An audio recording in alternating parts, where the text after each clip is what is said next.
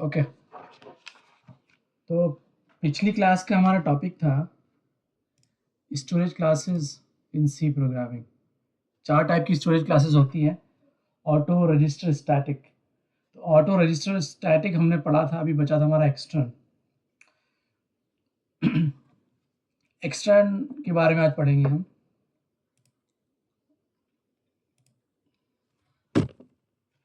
This is जिसकी class छूटी हुई है वो आप पुराना वीडियो देखें। आप लोग डे 27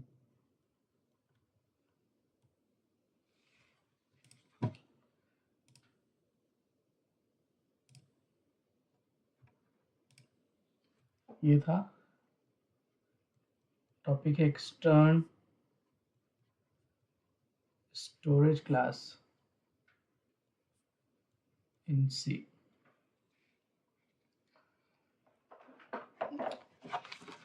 तो ये कैसे काम करती है? जिसने पुराना वीडियो देखा होगा या क्लास अटेंड करी होगी, हमने ऑटो ऑटो पढ़ा, ऑटो पढ़ा, रजिस्टर पढ़ा, स्टैटिक पढ़ा। 3 टाइप की क्लासेस पढ़ी, स्टोरेज क्लासेस। तो हमको पता है डिफरेंस तीनों में क्या क्या है। ये थोड़ा अलग है तीनों से। तो सबसे पहला जो एक्सटर्न है, जो एक्सटर्न हम लिखेंगे स्मॉल में, एक कीवर्ड है। Is a keyword. Keyword means reserved, आप उसको और कहीं यूज नहीं कर सकते, सब स्मॉल में। और ये क्या करता है, जो दूसरा पॉइंट एक्सटर्न के बारे में, it is used to declare a variable which is defined somewhere else. Video बताएंगे इसका मतलब क्या है। एक्सटर्न का ये बहुत इंपॉर्टेंट पॉइंट है कि ऐसे वेरिएबल को डिक्लेयर करते हैं एक्सटर्न का यूज करके जो और कहीं डिफाइन है। और ये एक्सटर्न टाइप के जो वेरिएबल होते हैं,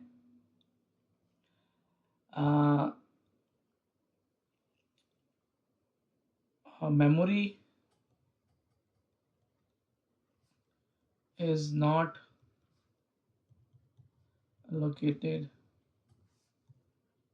for these type of variables. Okay, और हो सकता है दूसरे वर्ड में it refers to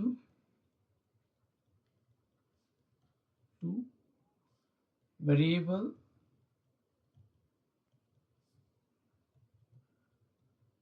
defined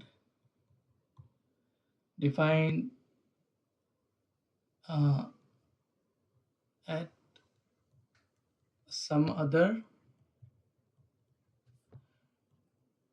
place, or ऐसा हो सकता है, और in any header file.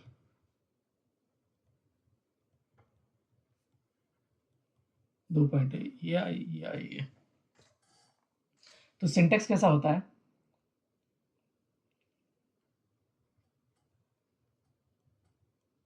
Syntax कैसा आता है?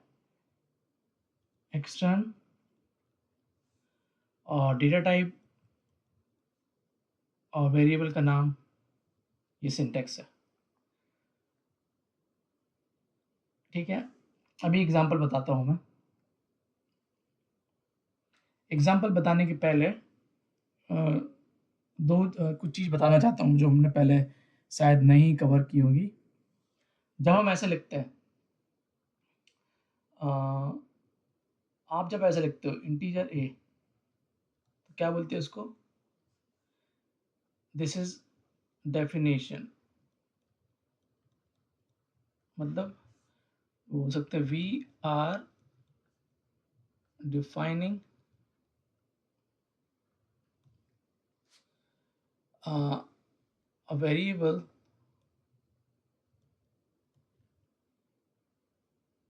with data type which has data type or with data type integer, इसको डेफिनेशन बोलते हैं, डिफाइन कर रहे हैं वेरिएबल को। और प्लस जब ऐसा डेफिनेशन देते हैं तो मेमोरी एलोकेट होती है इसके लिए, मेमोरी इज एलोकेटेड। जब डिफाइन करते हैं तब मेमोरी एलोकेट होती है। अगर मैं इसको ऐसा लिखूं, इंटीजर ए इक्वल टू 5, तो इसको बोलते हैं डेफिनेशन प्लस इनिशियलाइजेशन। कई कई लोग शॉर्ट में बोलते हैं डिफाइन किया है, वैल्यू 5 असाइन किया है, इसको ये बोलते हैं, आपको याद होना चाहिए। इसमें क्या होगा,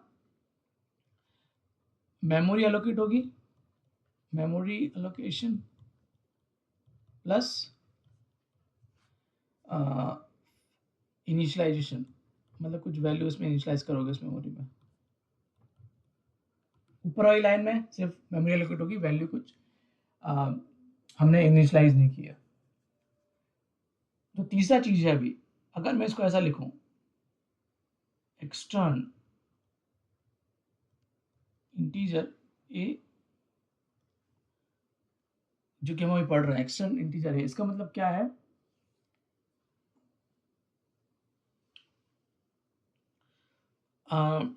दिस इज कॉल्ड डिक्लेरेशन। ये इंटरव्यू में पूछते हैं तो ध्यान से पढ़ना। इसको डिक्लेरेशन बोलते हैं, डिक्लेरेशन ऑफ ए, डिक्लेरेशन बोलते हैं, डिक्लेरेशन मतलब डिक्लेरेशन के टाइम में मेमोरी एलोकेट नहीं होती, no memory allocation, no memory allocation. ये इंपॉर्टेंट, इसमें मेमोरी एलोकेट नहीं होती। इसका मतलब ये होता है कि a is defined somewhere else. तो जब भी आपको प्रोग्राम में एक्सटर्न इंटीजर ए लिखे या कुछ भी डेटा टाइप एक्सटर्न 4A और एक्सटर्न डबल ए, तो एक्सटर्न जहाँ भी दिखे आपको समझ जाना है ये सिर्फ डिक्लेरेशन है, इसका एक्चुअल डेफिनेशन और कहीं पर है जिसमें, और डेफिनेशन में मेमोरी एलोकेट होती है हमेशा, तो यहाँ पर मेमोरी एलोकेट नहीं होगी इसके लिए। तो मैं एग्जांपल देता हूँ इसका, तब समझ आएगा आपको। एग्जांपल 1, मैंने लिखा hash include header file include की stdio.h, और यहाँ पर मैंने लिखा इंटीजर मेन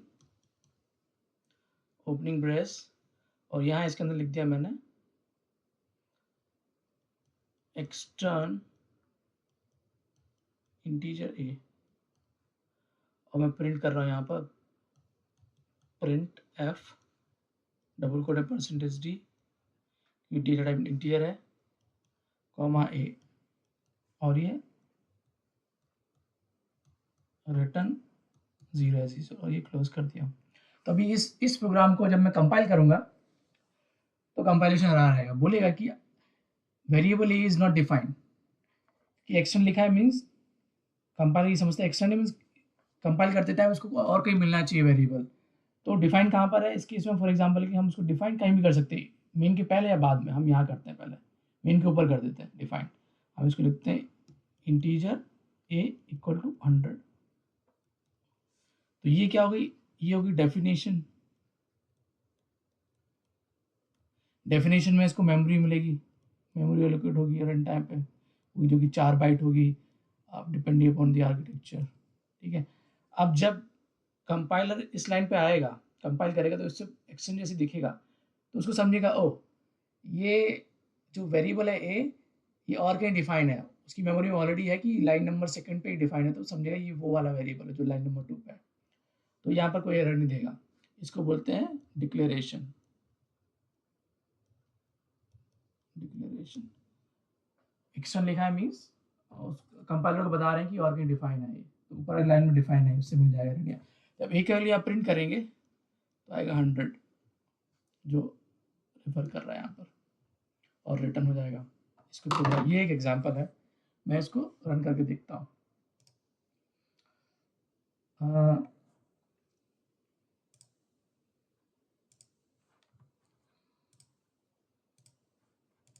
रीस्टार्ट करता हूँ इसको। क्लियर, आज की डायरेक्टरी बनाते हैं, आज के नाम पे mkdir, और आपका 22 जून सीरीज इसके अंदर जाऊंगा, 22 जून vi से फाइल बनाऊंगा, vi एडिटर से program.c।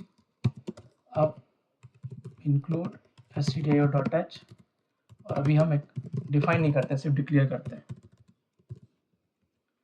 तो हम यहाँ पर लिखा है एक्सटर्न इंटीजर a, और मैं उसको प्रिंट कर रहा हूँ न्यूमेरिक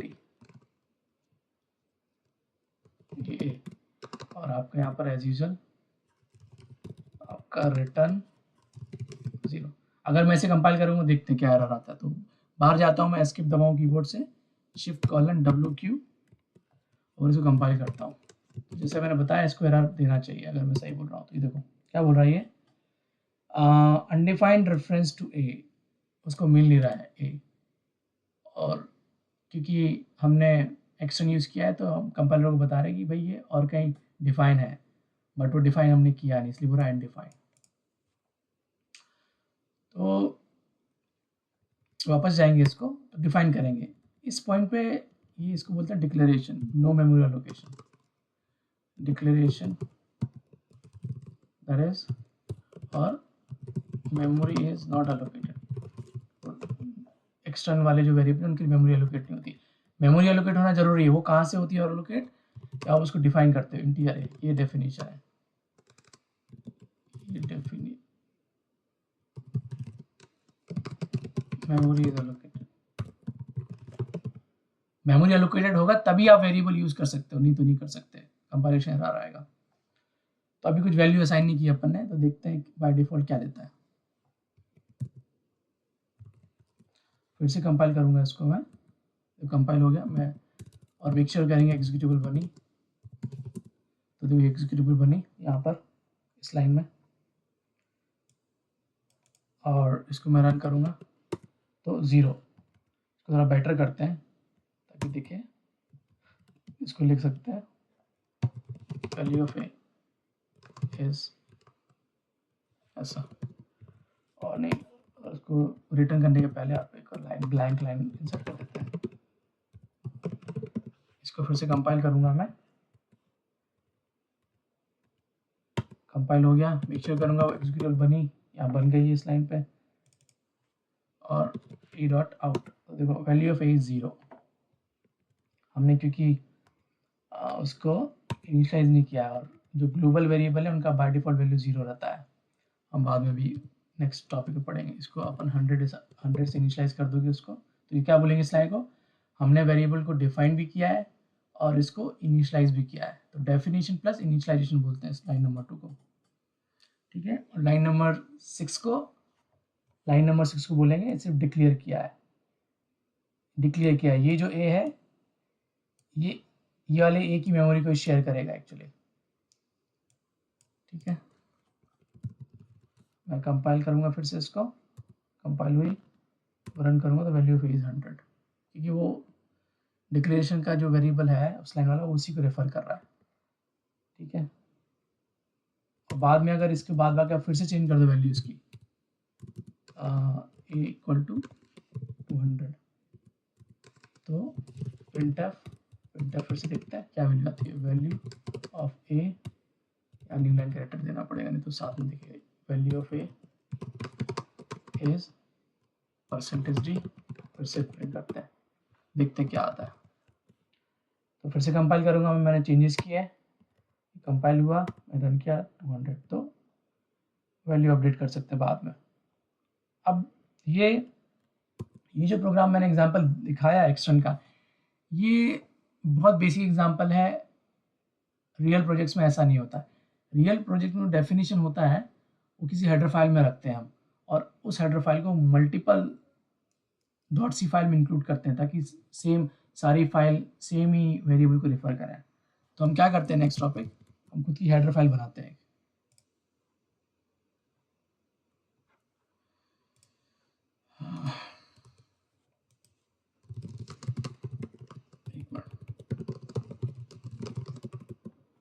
ओके, तो ये एग्जाम्पल था। अभी एग्जाम्पल 2 में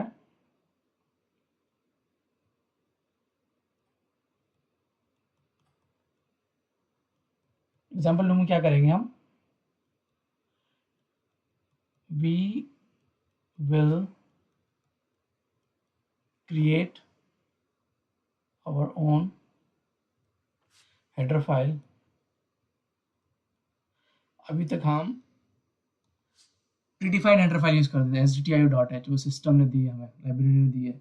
अभी हम खुद की हेडर फाइल बना सकते हैं, हम खुद की header file n number of बना सकते हैं, कोई लिमिटेशन नहीं है।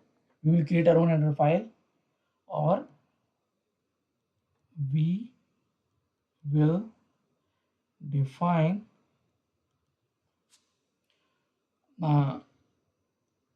Variable a in the header file।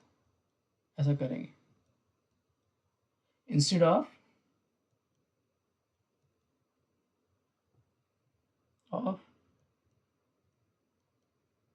defining a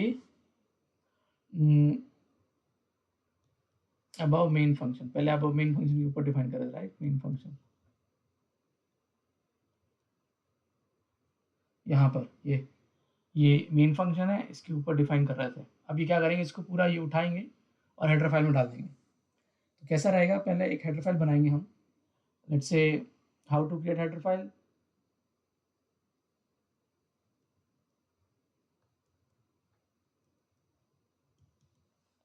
header file कैसे बनाते हैं, हेडर फाइल कोई भी नाम, जैसे हमने लिख लिया कोई भी नाम, माय हेडर, उसका एक्सटेंशन होना चाहिए .h। क्या होगा इसका नाम, any name with .h extension, any name with .h extension. कुछ ऑपरेटिंग सिस्टम में HPPP भी सपोर्ट करता है, लेकिन वो बाद में देखेंगे। .h से तो ये हेडर फाइल बन गई। इसके अंदर क्या लिखेंगे हम, इसके अंदर का जो कंटेंट रहेगा क्या रहेगा, वो जस्ट ऐसा लिख देंगे वहाँ पर, उसमें एक वेरिएबल को डिफाइन कर देंगे जो हमने लाइन नंबर 2 पे किया। यहाँ पर इसके अंदर क्या कर दोगे आप, बोलोगे integer a equal to 100, that's all. अब इसको यूज कैसे करना है हेडर फाइल को, how to use, next question है how to use, how to include, how to use और इंक्लूड इन आवर प्रोग्राम। ये है, तो कैसे इंक्लूड करना है आपको, एज यूजल जैसे करते हैं, जैसे stdio किया हमने वैसे इसको करेंगे, उसको लिखेंगे हैश इंक्लूड। हाँ, एक अभी के लिए समझो सिंगल कोट, एंगुलर ब्रैकेट नहीं लेंगे, डबल कोट लेंगे अभी यहाँ पर, मैं रीज़न बताऊँ क्यों। माई हेडर, हेडर फाइल का नाम लिखोगे यहाँ पर आप, माई हेडर .h, और ये, और जो भी आपका फिर आपका रिमेनिंग हेडर फाइल है वो यूज़ करोगे और बाद में प्रोग्राम लिखोगे। एग्जाम्पल बता देता हूँ मैं। तो स्टैंडर्ड क्या होता है कि पहले आप प्रीडिफाइन, अगर आपकी लेट से आपने 10 हेडर फाइल बनाई है प्रोग्राम में, तो पहले आपको इंक्लूड वो नहीं करना है। पहले स्टैंडर्ड ये रहता है, पहले आप जो प्रीडिफाइन हेडर फाइल है उनको इंक्लूड करें। तो पहले आप इंक्लूड कर लोगे यहाँ पर stdio.h। आगे पीछे इंक्लूड करने से होगा कुछ नहीं, लेकिन ये स्टैंडर्ड है जो सब लोग फॉलो करते हैं प्रोजेक्ट्स में, stdio.h। और भी हेडर फाइल इंक्लूड करना है तो करना है, और बाद में फिर जो बाद में वाली हेडर फाइल इंक्लूड करना है जो हमने बनाई है। यहाँ पर हमने बनाई है माई हेडर.h। इसके बाद आप मेन फंक्शन बनाओगे, डिफाइन करोगे मेन फंक्शन को, और इस फाइल के अंदर ऐसा लिखा हुआ है इंटीजर a इक्वल टू 100, और वो हमने इंक्लूड किया है। तो मैंने आपको कंपाइलेशन प्रोसेस से बताया था कि जो फर्स्ट स्टेज है प्री प्रोसेसिंग में क्या होता है, जो भी हेडर फाइल के कंटेंट है वो पूरे के पूरे मेन के पहले पेस्ट हो जाता है। तो यहाँ पर इंक्लूड myheader.h फाइल की जो कंटेंट है, कंटेंट क्या इंटीजर है इक्वल टू 0, तो इस लाइन पे वो पेस्ट कर देगा, यहाँ पर आ जाएगा, रिप्लेस हो जाएगा इस हेडर फाइल के ना हैश इंक्लूड myheader.h से रिप्लेस हो जाएगा यही लाइन।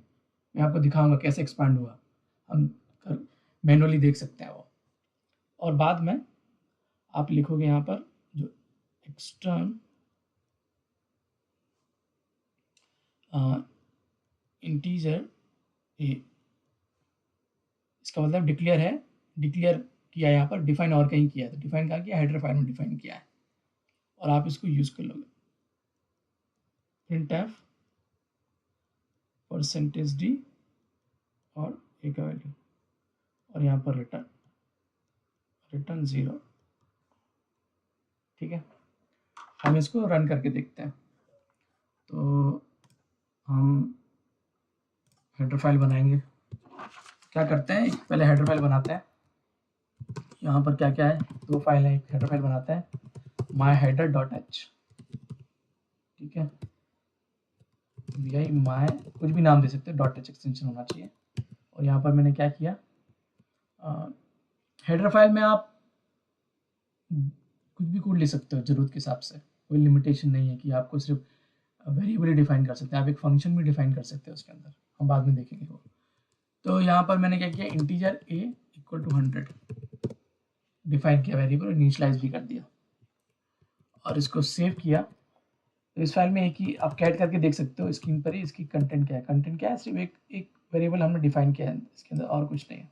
ओके, अब मैं मेरे प्रोग्राम के अंदर जाऊंगा, तो यूआई लाइन तो अब हटा दूंगा क्योंकि ये अब हेडर फाइल से आएगी। UI line double D press किया मैंने, इंसर्ट मोड में नहीं गया अभी मैं, बिना इंसर्ट मोड में जाए डबल डी प्रेस करूँगा तो डिलीट होगी लाइन। तो मैंने क्या बोला, उस हेडर फाइल को पहले इंक्लूड करते हैं, बिना इंक्लूड करके रन करते हैं।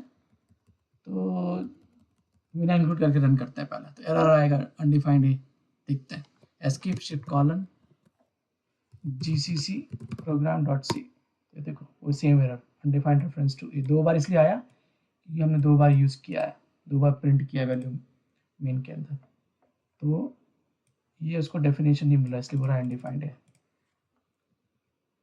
तो वापस जाऊंगा मैं, अब हेडर फाइल इंक्लूड करूंगा, मैंने बोला कि खुद की हेडर फाइल है तो STI के बाद में आपको इंक्लूड करना है, इंक्लूड डबल कोड myheader.h, खुद की हेडर फाइल बना ली हमने।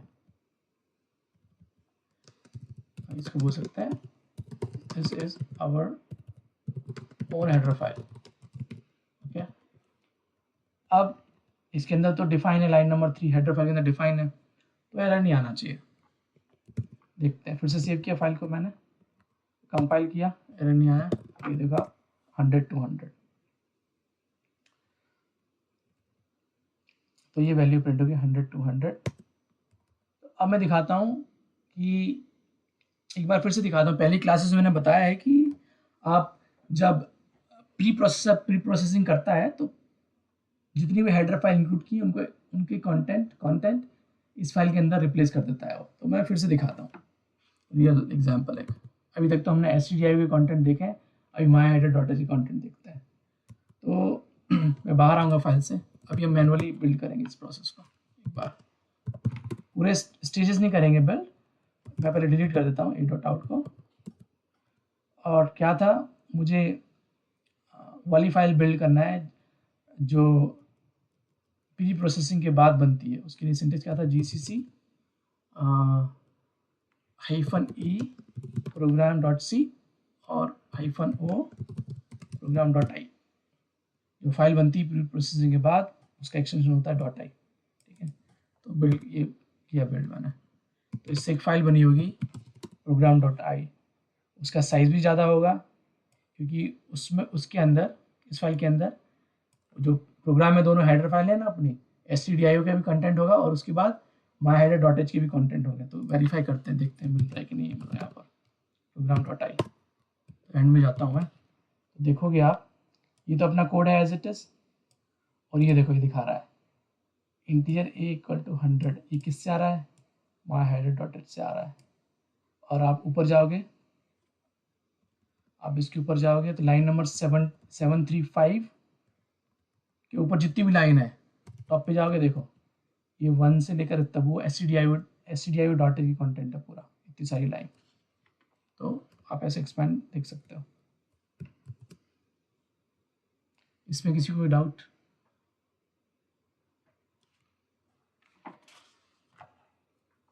ओके, आई होप सबको समझा होगा ये। आप ऐसे एक्सपैंड करके देख सकते हो और ऐसे n number of variable define कर सकते हो इसमें हेडर फाइल के अंदर, ठीक है। तो प्रैक्टिकली होता क्या है कि रियल वर्ल्ड प्रोजेक्ट्स में हज़ारों फाइल रहती हैं। हज़ारों फाइल में से हम कुछ कॉमन हेडर फाइल्स के अंदर कुछ कॉमन वेरिएबल डिक्लेयर करते हैं और उनको सभी सोर्स फाइल में इंक्लूड करके यूज़ करते हैं। तो उस केस में आप एक्सटेंड का यूज़ करते हैं और वेरिएबल को डिफाइन करते हैं। अभी क्या करना था इसमें, हाँ एक और टॉपिक है,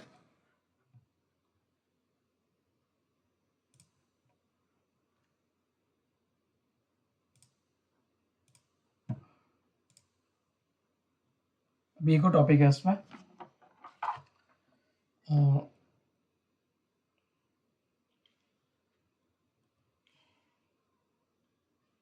scope of variables, scope of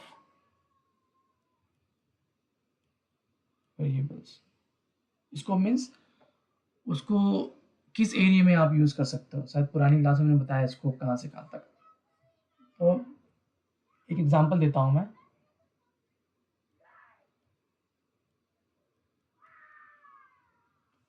जब मैं ऐसा लिखता हूँ,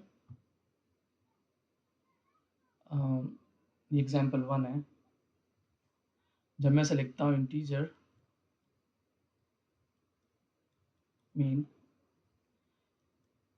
इंटीजर a इक्वल टू 100 और मैं उसको प्रिंट किया, प्रिंट न्यूमेरिक वैल्यू है तो परसेंटेज d फॉर्मेट स्पेसिफायर हो, तो ये क्या प्रिंट करेगा 100। तो इसका स्कोप, ये जो वेरिएबल है इसका स्कोप यहाँ से स्टार्ट होगा और यहाँ पर ख़त्म हो जाएगा। ये इसका स्कोप है वेरिएबल का। यहाँ पर एक्सेस करूँगा मैं, नहीं मिलेगा। यहाँ पर एक्सेस करने की कोशिश करूँगा, नहीं मिलेगा, स्कोप में नहीं है वो। अगर मैं तो इसको कैसे डिसाइड होता है, ये ब्रेसेस से। ब्रेसेस, जिस ब्रेसेस के अंदर है वो वेरिएबल डिफाइन, वहीं तक इसका स्कोप है। तो अगर मैं ऐसा लिखूँ कोड, एग्जाम्पल 2 अगर मैं ऐसा लिखूँ, example2 integer main opening brace integer a equal to 100 और printf परसेंटेज d, क्योंकि ये इंटीजर टाइप का है, और a प्रिंट किया। और मैं क्या किया, एक और ब्लॉक बनाया। ये ब्लॉक बना सकता है मैंने ऐसे करके, जस्ट ब्लॉक बनाया। ऐसे आप ब्लॉक बना सकते हो कोई प्रोग्रामिंग में, C++ तो बना ही सकते हो। तो यहाँ पर मैंने एक और वेरिएबल डिफाइन किया, इंटीजर a इक्वल टू 200 और इसको प्रिंट किया।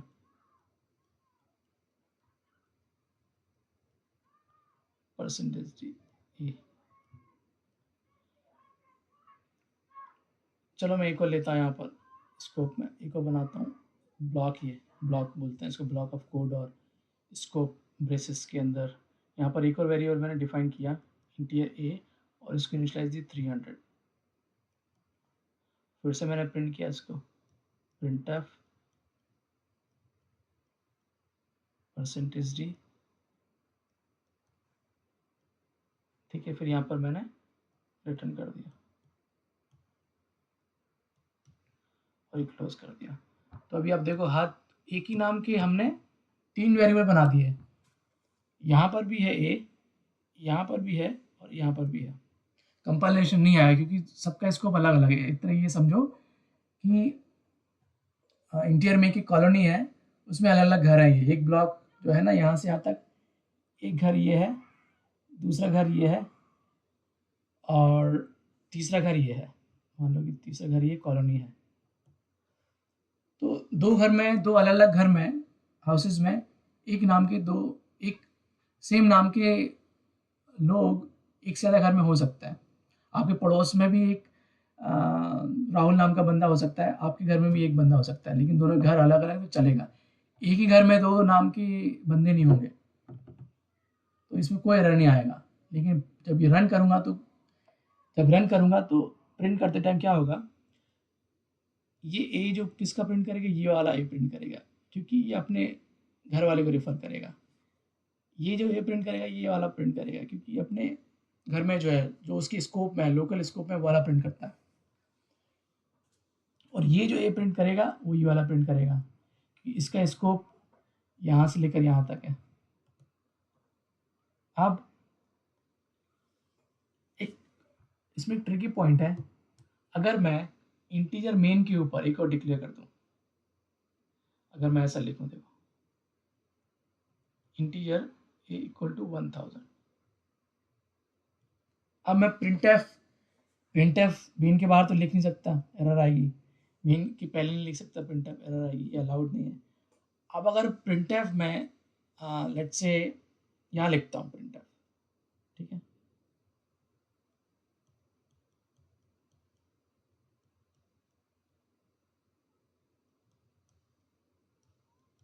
तो ये जो वेरिएबल है ये किस स्कोप में है, यहाँ से लेकर यहाँ तक के में है, तो ये रेफर करेगा इसको, तो ये तो 100 प्रिंट हो जाएगा, 100 प्रिंट होना चाहिए। अब क्वेश्चन है कि 1000 कैसे प्रिंट करूंगा मैं, 1000 कैसे प्रिंट करूंगा मैं, प्रोग्राम बना के देखता है। ध्यान से देखना है इसको, प्रोग्राम को। अभी एक नया प्रोग्राम बनाते हैं, इस डायरेक्टरी में ऑलरेडी है, vi program 2.c। किसका एग्जांपल देख रहे हैं आप, स्कोप का। तो एक चीज़ और बताना भूल गया मैं, यहाँ पर ये है, इसको बोलेंगे, ये जो है ना, ये लोकल वेरिएबल है जिसका स्कोप यहाँ से लेकर यहाँ तक है। ये भी लोकल वेरिएबल है, इसका स्कोप यहाँ से लेकर यहाँ तक है। ये जो है, ये लोकल वेरिएबल है, लेकिन इसका स्कोप यहाँ इस ब्लॉक से लेकर इस ब्लॉक तक है। और ये भी है, सॉरी, ये तो एक ही बात है, ये एक ही प्रिंट होगा। ये जो है, इसका स्कोप यहाँ से लेकर यहाँ तक है। जिस ब्रेसेस के अंदर है, वो उसका स्कोप वहीं तक है।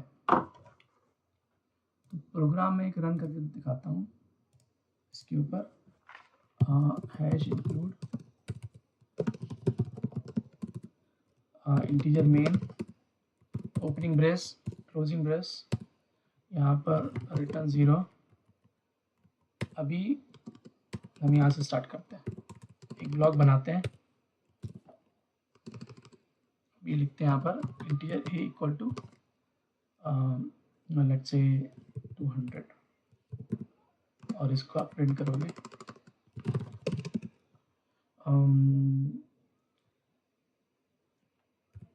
ए इज %d ए। तो ये कौन सा प्रिंट करेगा, ए को, जो भी इसके हाउस में या ब्लॉक में ये प्रिंट कर देगा 200।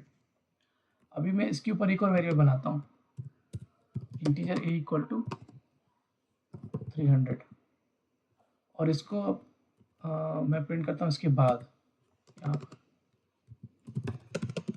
printf is %d a। तो ठीक है, तो इस केस में क्या होगा, यहाँ तो 200 प्रिंट करेगा, लेकिन ये वेरिएबल जो देखेगा, वो देखेगा कि इसका ब्लॉक कहाँ पर है। इसका ब्लॉक हो रहा है स्टार्ट यहाँ से, या एंड हो रहा है यहाँ पर, तो इस वाले को रेफर करके 300 प्रिंट करेगा। ठीक है, इसको रन करके देखते हैं क्या मैं सही बोल रहा हूँ कि नहीं। सेव किया, gcc program 2.c, ये क्या हुआ, कुछ तो गड़बड़ है, टाइपो है लाइन नंबर 1 पे। ये देखो, line number 1 column 2 invalid pre processing directive, hash से जो भी स्टार्ट होता है उसको प्री प्रोसेसिंग डायरेक्टरी बोलते हैं, लेकिन हैश इंक्लूड टाइप नहीं है, टाइपो है उसमें, इसलिए मिल नहीं रहा है उसको। प्रशांत ने सही बोला, टाइपो है, आप लोगों को पहले बोलना चाहिए टाइपो, अगर मैं कर रहा हूँ तो CLED इंक्लूड सही है क्या, डी ये इंक्लूड। इसको सेव किया मैंने, फिर से कंपाइल किया और अभी फिर से printf, अभी क्या प्रॉब्लम है, डबल ही कर दिया मैंने जल्दी जल्दी में।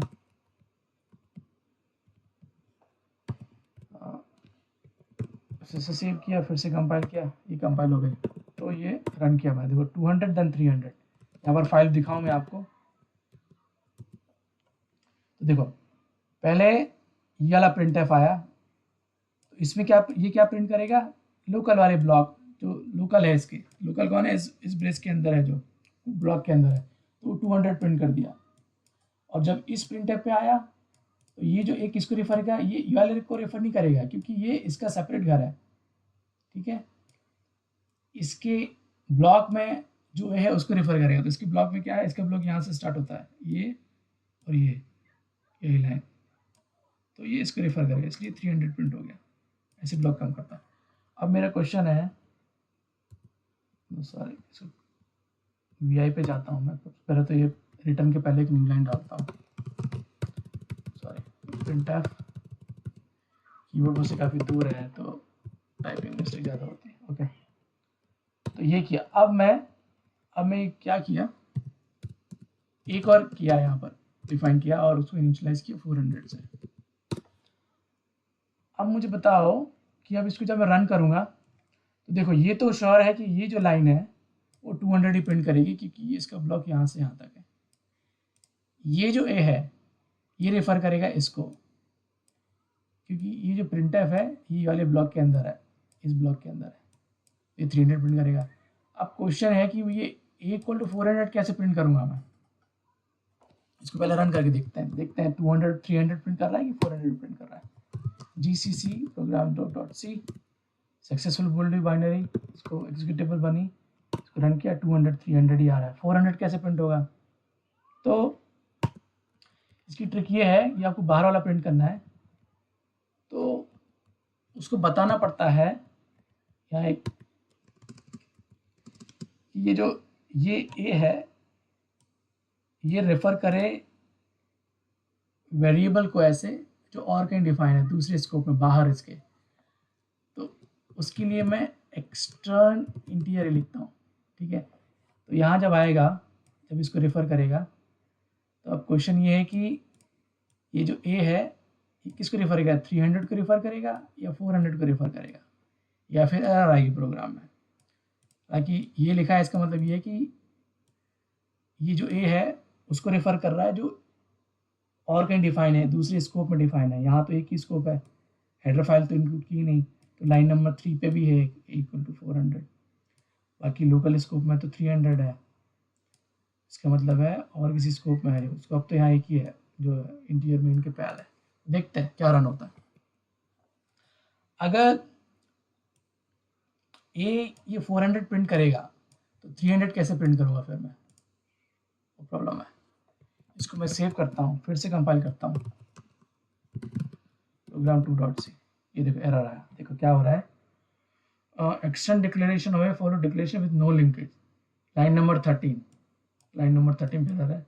ये जो लिखा है उसको समझ नहीं पा रहा है कि वो किसको रेफर करे, बोल रहा है कि इधर भी लिखा हुआ है ये और एक ग्लोबल पे भी लिखा हुआ है, दो जगह मिल रहा है, किसको रेफर करे, बोल रहा है कि ये तो ऑलरेडी मैंने इस स्कोप में मैंने डिफाइन करके रखा है ए को, तो फिर मैं ये क्यों लिख रहा हूँ, कंफ्यूज है वो। तो उसको लोग इसको कैसे फिक्स करते हैं कि अगर इसको और सेपरेटली लिखाना है अपन को बिना एरर के फिक्स करें, तो इसको भी एक स्कोप में डाल दो, ब्लॉक में डाल दो, तो क्या होगा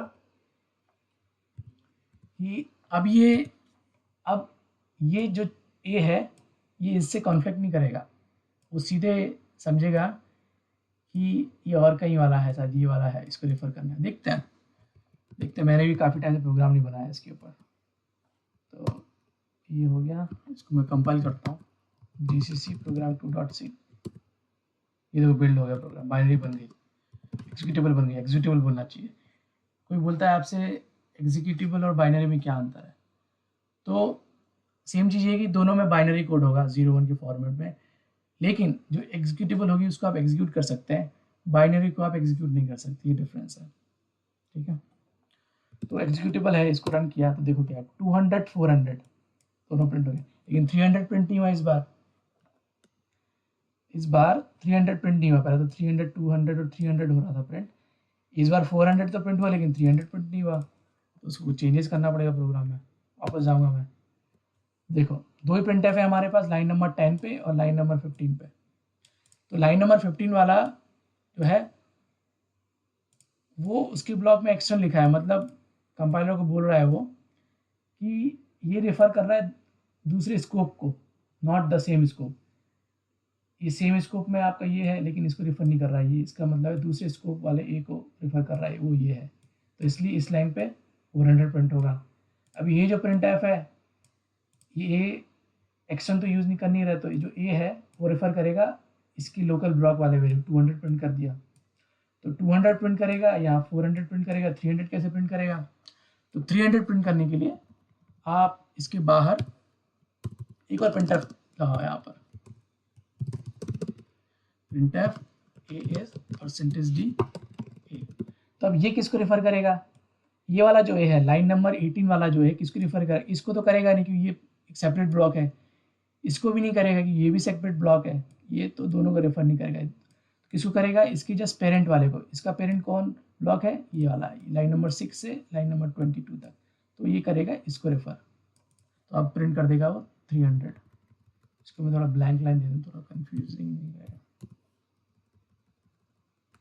तो ये जो स्टेटमेंट है कमेंट में लिखूंगा, it will print 200।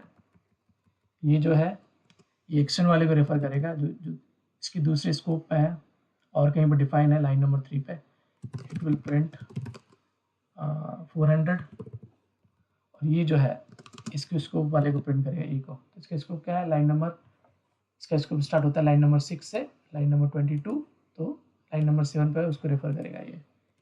It will print 300। तो क्या प्रिंट होगा, 200 400 300 ऐसे सीक्वेंस में प्रिंट होगा। तो फिर से कंपाइल करूंगा मैं, कंपाइल हुआ, एग्जीक्यूटेबल को रन करूंगा तो देखो 200 400 300 ये हमने लिखा था प्रोग्राम में, 200 400 300। तो यही प्रिंट हुआ आपका, ये सीक्वेंस में प्रिंट हुआ। तो ये है एक्सटेंड का एक और डिफरेंट यूज।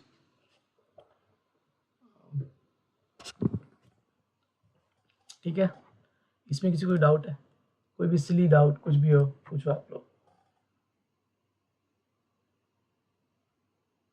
कुछ मैनिपुलेशन करना हो इसमें और कुछ ट्राई करना हो।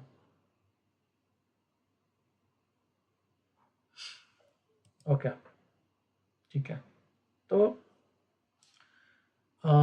एक चीज़ और बता दूं मैं, एक एग्जांपल और जिसमें एक्सटेंड का यूज़ नहीं है। एग्जांपल 3,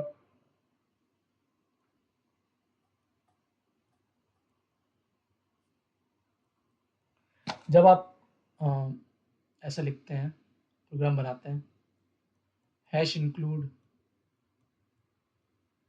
stdio.h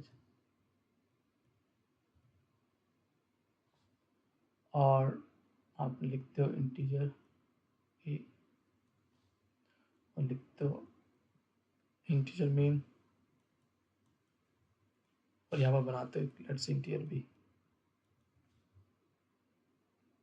और यहाँ रिटर्न कुछ भी यूज़ करोगे आप, कोड लिखोगे बीच में और बाद में रिटर्न 0। तो क्या होता है, ये जो मेन के ऊपर के जो वेरिएबल होते हैं और हेडर फाइल के ऊपर, इनको बोलते हैं ग्लोबल वेरिएबल, इनको बोलते हैं ग्लोबल वेरिएबल। और जो किसी ब्लॉक के अंदर होते हैं, जैसे कर्ली ब्रेसेस के अंदर भी है, हमारे प्रीवियस एग्जांपल हमने बहुत सारे इनर ब्लॉक बनाए, तो उनको बोलते हैं, इसको बोलते हैं लोकल वेरिएबल, लोकल वेरिएबल। और जैसे कि हमने पिछली क्लास में पढ़ा, जो लोकल वेरिएबल होते हैं वो by default auto storage class के होते हैं, जो हमने यहाँ क्लास नहीं लगाई है बाय डिफ़ॉल्ट, लेकिन ऑटो स्टोरेज क्लास का होता है। तो इसकी जो हमने ये डिफाइन तो किया हमने, लेकिन वैल्यू इनिशियलाइज नहीं की है।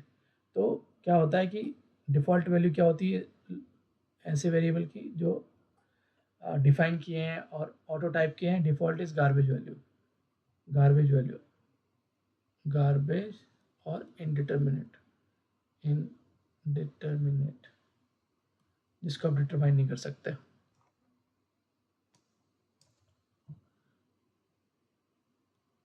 लेकिन जो ग्लोबल वेरिएबल होते हैं उनकी जो डिफ़ॉल्ट वैल्यू होती है, default value is 0, default value is 0। तो आप इसको प्रिंट करोगे ए और बी को, ए बी में कुछ भी आ सकता है, 0 भी आ सकता है, कुछ भी आ सकता है, रैंडम वैल्यू आ सकता है, लेकिन ए में हमेशा 0 आएगा। तो कहने का मतलब ये है ए विल ऑलवेज प्रिंट 0, बी में print 0 sometime, but we should say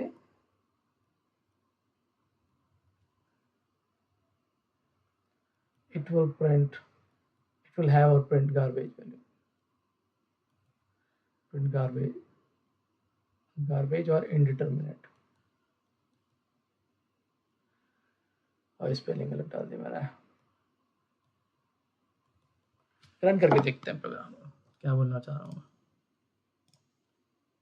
इसको रन करके देखते हैं। मैं एक और प्रोग्राम बनाता हूँ, vi program 3.c, और यहाँ पर इंक्लूड करता है हेडर फाइल, एक ग्लोबल वेरिएबल डिक्लेयर करता हूँ, इसको बोलते हैं ए इज अ ग्लोबल वेरिएबल। ठीक है, इंटीरियर मेन, जो भी मेन के ऊपर है वो ग्लोबल वेरिएबल है। और यहाँ पर एक और बनाता हूँ इंटीरियर बी, बी का एक देखो ब्रेसेस के अंदर है तो उसको बोलेंगे b is a local variable. अब मैं इसको दोनों प्रिंट करता हूँ, printf a is percentage d, numeric है ए, और सिमिलरली प्रिंटफ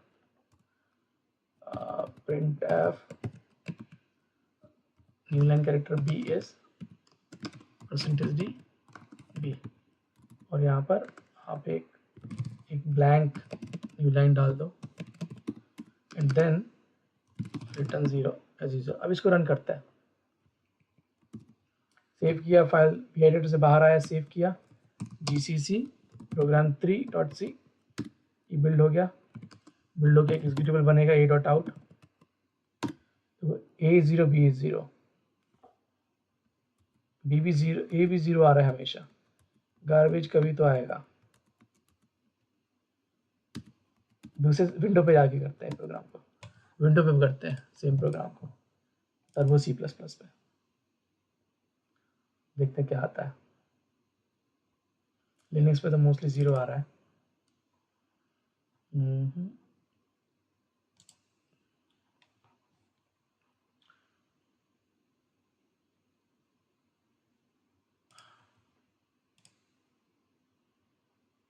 और नया प्रोग्राम बनाते हैं, hash include stdio.h interior a interior main, और आपका रिटर्न 0, और आपका यहाँ पर एक और वेरिएबल डिफाइन करेंगे इंटीरियर b, और प्रिंट करेंगे a is percentage d a, printf percentage b is percentage d b, और जैसे ब्लैंक लाइन, और ये होल्ड करने के लिए इसमें गेट सी लगाना पड़ता है। ये बहुत पुराना लाइब्रेरी फंक्शन है, ये लेटेस्ट कंपाइलर पे, और ये CPP से बाय डिफॉल्ट सेव हो रहा है, तो सेव एज program 3.c। अब इसको मैं कंपाइल करूँगा, कंपाइल किया, नो एरर, इंटरप्रेस किया, रन। देखो a 0 क्योंकि ये ग्लोबल है, बी इज गार्बेज वैल्यू, यहाँ से दे रहा ये। तो आपको इनिशियलाइज करना है, गुड प्रैक्टिस है आपको कुछ वैल्यू देना है, लोकल वेरिएबल है तो यूजली प्रोजेक्ट्स में 0 दे के रखते हैं या माइनस दे के रखते हैं, गुड प्रैक्टिस है। ग्लोबल आप छोड़ सकते हो, ग्लोबल पता है 0 आएगा बाय डिफॉल्ट, लेकिन लोकल वेरिएबल ले रहे हो आप तो उसको कुछ वैल्यू इनिशियलाइज करना है, नहीं तो आप यूज़ कर लोगे बाय मिस्टेक तो प्रॉब्लम जाएगा। अभी इसके अंदर मैं एक और ब्लॉक बनाता हूँ और ऐसा लिखता हूँ कि यहाँ पर एक और डिफाइन किया मैंने वेरिएबल इंटीजर सी, ये भी लोकल वेरिएबल है क्योंकि ब्लॉक के अंदर है, ये ब्रेसेस के अंदर है। इसको मैंने डिक्लेयर किया, सॉरी प्रिंट करूँगा सी इज परसेंटेज डी, ये भी गार्बेज वैल्यू देगा। बी तो 0 से इनिशियलाइज कर, 0 प्रिंट कर, लेकिन सी को इनिशियलाइज नहीं किया मैंने तो ये भी गार्बेज देगा। तो मैं सेव करूँगा पहले, फिर कंपाइल करता हूँ मैं, compile 0 error and then run. ये देखो a is 0, b is 0 but c is some random value, garbage कुछ भी हो सकता है, बड़ी वैल्यू आ रही है। पहले लास्ट टाइम नेगेटिव में आ रही थी b की, अभी c की वैल्यू पॉजिटिव है 12,000 समथिंग, तो कुछ भी आ सकता है। आपको गुड प्रैक्टिस इनिशियलाइज करना है हमेशा कुछ डिफॉल्ट वैल्यू से। इस केस में क्या होगा, तीनों जीरो प्रिंट होगा। ये हैंग हो रहा है कंपाइलर ये। हाँ सेव, कंपाइल, रन, ये देखो तीनों 0, ये गुड प्रैक्टिस है, ठीक है। तो कैसे एग्जिट करना है इसको, अल्ट एफ और क्विट, अल्ट एक्स से भी यस, ओके। तो ऐसा है। तो ये सब हमने पढ़ा आज। हमने क्या क्या पढ़ा आज,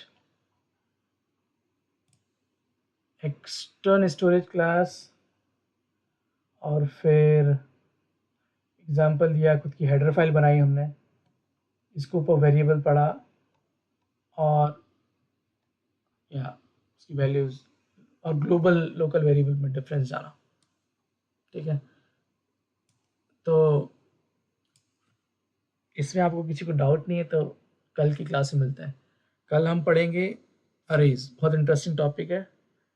तो जो पढ़ाया मैंने उसकी प्रैक्टिस करना, प्रोग्राम बना के, कल मिलते हैं सेम टाइम पे। Thank you.